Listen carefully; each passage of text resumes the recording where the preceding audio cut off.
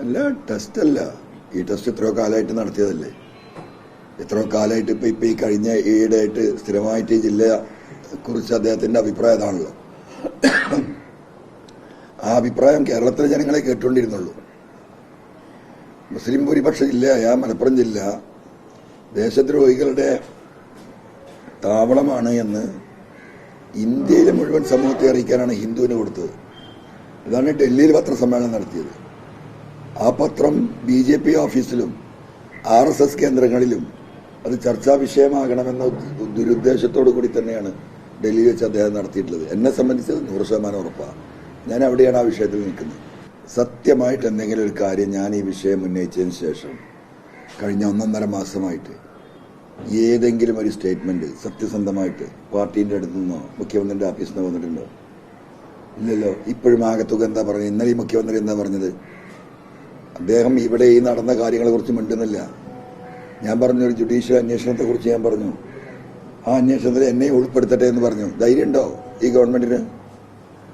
അപ്പൊ ഈ സ്വർണ്ണക്കള്ളക്കടത്ത് യഥാർത്ഥത്തിൽ ഞാൻ പറഞ്ഞതിലേക്കല്ലേ വിരൽ ചൂണ്ടുന്നത്? ഈ പറയുന്ന സുജിത് ദാസും അജിത് കുമാറും മുഖ്യമന്ത്രിയുടെ പൊളിറ്റിക്കൽ സെക്രട്ടറി ശശി ഉൾപ്പെടെയുള്ള നെക്സസ് തന്നെയാണ് ഈ 3 കൊല്ലം ഈ സ്വർണ്ണ വേട്ടയും സ്വർണം പൊട്ടിക്കലും ഉരിക്കലും നടത്തിയത് എന്നൊരു യാഥാർത്ഥ്യമില്ലേ? ബഹുമാനപ്പെട്ട മുഖ്യമന്ത്രി ധൈര്യം ഉണ്ടെങ്കിൽ ജുഡീഷ്യൽ അന്വേഷണത്തിന് കൊടുക്കട്ടെ. ധൈര്യമുണ്ടോ? വെല്ലുവിളിക്കുക. ഒരു പ്രാവശ്യമല്ല, പല പ്രാവശ്യം പറഞ്ഞു. ഇപ്പോഴും അതൊന്നുമില്ല. ഇന്നലത്തെയും പറയുന്നത് എന്താ? ഇതിന്റെ പിന്നിൽ ദേശദ്രോഹ ശക്തികളുണ്ട്. ഇന്നലെ കുറച്ച് മയപ്പെടുത്തിയാൻ പറഞ്ഞു, അത്രേ ഉള്ളൂ. ഇതുവരെയുള്ളതിൽ നിന്ന് ചെറിയ മയപ്പെടുത്തി. എന്നാലും വിഷയം അത് തന്നെയാണ് അദ്ദേഹം സൂചിപ്പിക്കുന്നത്. എന്താ ഇതിൽ നിന്നൊക്കെ കേരളത്തിലെ ജനങ്ങൾ മനസ്സിലാക്കേണ്ടത്? ഇതൊരു പച്ചയായ യാഥാർത്ഥ്യമായി ജനങ്ങളുടെ മുന്നിൽ നിൽക്കുകയാണ്.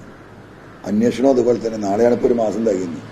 എന്തായിരിക്കും അന്വേഷണ റിപ്പോർട്ട് എനിക്കറിയില്ല. ഇന്നലെ ഉച്ചയ്ക്ക് വൈകിട്ട് 4 മണിക്കാണ് വിജിലൻസ് DYSP അടക്കമുള്ള സംഘം തിരുവനന്തപുരത്ത് നിന്ന് വന്നിട്ട് എൻ്റെ അടുത്ത് നിന്ന് മൊഴിയെടുക്കാൻ വരുന്നു. ഞാൻ പറഞ്ഞു, മൊഴി തരാൻ പറ്റില്ല. നാളത്തെ റിപ്പോർട്ട് കഴിയിട്ട് നിങ്ങൾ എവിടെയായിരുന്നു ചോദിച്ചത്? നാളെ റിപ്പോർട്ട് കൊടുക്കേണ്ടതിന് ഇന്നലെ വൈകിട്ട് 4:30 മണിക്ക് ഇവര് വന്ന് എൻ്റെ അടുത്ത് മൊഴിയെടുക്കാൻ ശ്രമിക്കുന്നതാണ്. എത്ര അപഹാസ്യമാണ് ഈ അന്വേഷണം. SITയുടെ ഭാഗമായിട്ടാണ് വിജിലൻസ്. SITയിലെല്ലാം ഉണ്ട്. സാമ്പത്തിക അഴിമതി ആരോപണം അന്വേഷിക്കുന്ന വിജിലൻസാണ്. ഇതാണ് ഇതിന്റെ യാഥാർത്ഥ്യം. അത് കേരളത്തിൽ ജനങ്ങൾ മനസ്സിലാക്കട്ടെ. ഈ 1 മാസത്തെ റിപ്പോർട്ട് കൊടുക്കുമ്പോൾ ഈ വിഷയങ്ങൾ പ്രഥമ ദൃഷ്ടിയ അതിൽ അന്വേഷണം നടത്താനാണല്ലോ 1 മാസം വെച്ചത്. അതിലിതൊക്കെ വരുമല്ലോ. അല്ല, മൊഴിയെടുക്കാൻ ഇവിടെ വന്നിരുന്നു. ഞാൻ മൊഴി നൽകിയിട്ടില്ല. ഞാൻ തിരുവനന്തപുരത്ത് കാണാൻ പറഞ്ഞു. ഞാൻ ഈ 1-ാം തീയതി 30 ദിവസം തികയുന്ന അന്വേഷണ റിപ്പോർട്ട് ഒന്ന് കാണട്ടെ. എന്നിട്ട് വേണമല്ലോ മൊഴി കൊടുക്കണോ വേണ്ടില്ലെങ്കിൽ ആ പരാതി കൊണ്ട് പിൻവലിച്ചാൽ മതിയല്ലോ. വെറുതെ ഈ നാടകത്തിന് എന്തിനാ ഞാൻ നിൽക്കുന്നത്? ഞാൻ നിൽക്കാൻ തയ്യാറല്ല. എനിക്ക് കോടതിയെ സമീപിക്കാനേ മാർഗമുള്ളൂ.